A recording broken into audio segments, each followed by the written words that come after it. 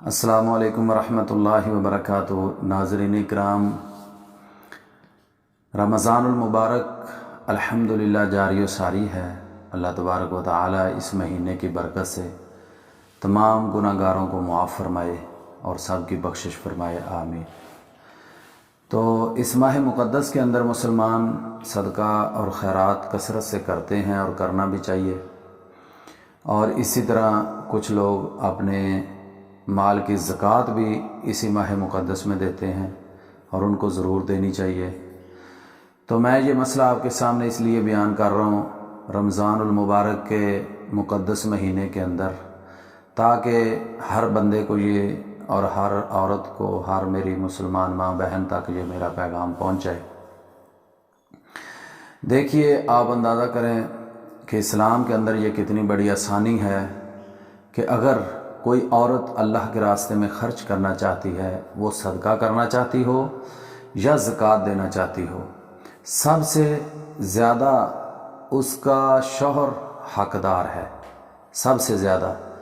اگر وہ ضرورت مند ہے، اگر اس کے پاس مال نہیں ہے، اکثر کچھ دیکھنے میں اس طرح بھی آیا کہ بعض عورتیں اپنا حق مہر وغیرہ یا اپنی محنت مزدوری کر کے وہ کچھ مال جمع کر لیتی ہیں، اور اس مال کو پھر وہ جب زکوٰۃ تک پہنچتا ہے، زکوٰۃ کے نصاب کو پہنچتا ہے، وہ خرچ کرنا چاہتی ہیں۔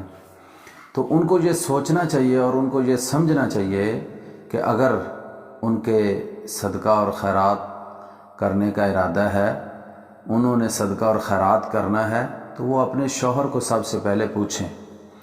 اگر اس کے شوہر کا کاروبار نہیں چل رہا یا اس کے شوہر کو کوئی مالی فائنینشلی کوئی پریشانی آ رہی ہے، تو وہ اپنے شوہر کو صدقہ دے سکتی ہے۔ وہی پیسے اپنے شوہر کو دے گی اور شوہر اس کا اپنے گھر والوں کا، اپنے بچوں کا ان پہ خرچ کرے گا، تو انشاءاللہ عورت کو بھی ثواب ملے گا اور مرد کو بھی گناہ نہیں ہوگا۔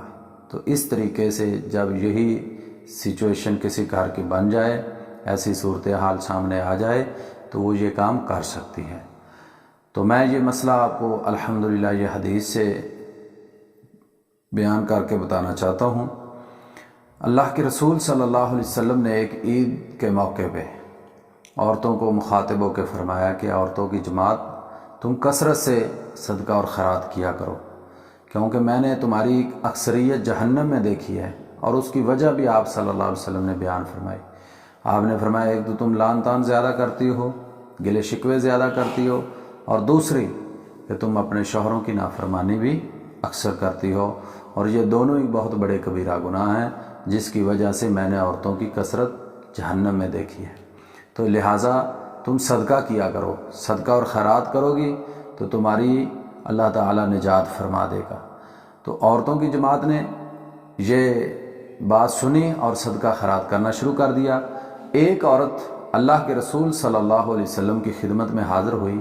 یہ ابن مسعود رضی اللہ تعالی عنہ کی بیوی سیدہ زینب تھی۔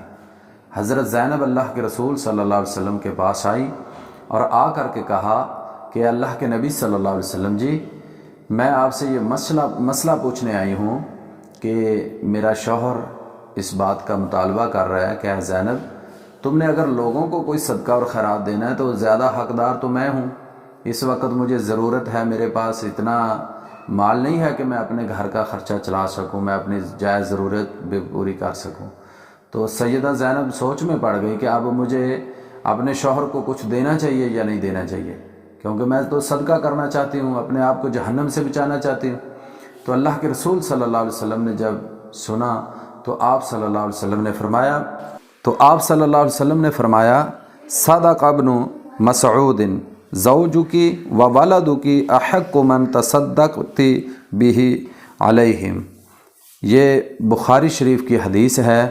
حدیث کا نمبر ہے 1462، 1462 نمبر یہ حدیث ہے۔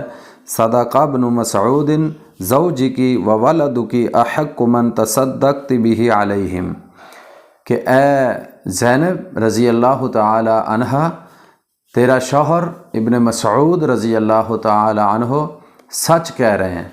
اگر وہ سچ یعنی آپ صلی اللہ علیہ وسلم نے تصدیق فرما دی کہ وہ سچ کہہ رہے ہیں، ان کو ضرورت ہے تو ان کو ہی صدقہ اور خیرات دے دے، تو وہ زیادہ حق رکھتے ہیں اس بات پہ۔ تو اس لیے میرے محترم پیارے بھائیوں، عورت اپنے شوہر کو اس گھمگیر صورتحال میں، جب اس قدر بندہ پریشان ہو، کاروبار نہ ہو، فائنینشلی پریشانی ہو، یا اس قسم کی کوئی بھی لگا لیں کہ وہ اس زمرے میں آتا ہو، تو اپنی ہی عورت سے وہ صدقہ خیرات وصول کر سکتا ہے۔ اس مسئلے کی وضاحت صحیح بخاری 1462 نمبر حدیث میں موجود ہے۔ اللہ ہم سب کو سمجھنے کی توفیق عطا فرمائے۔ السلام علیکم۔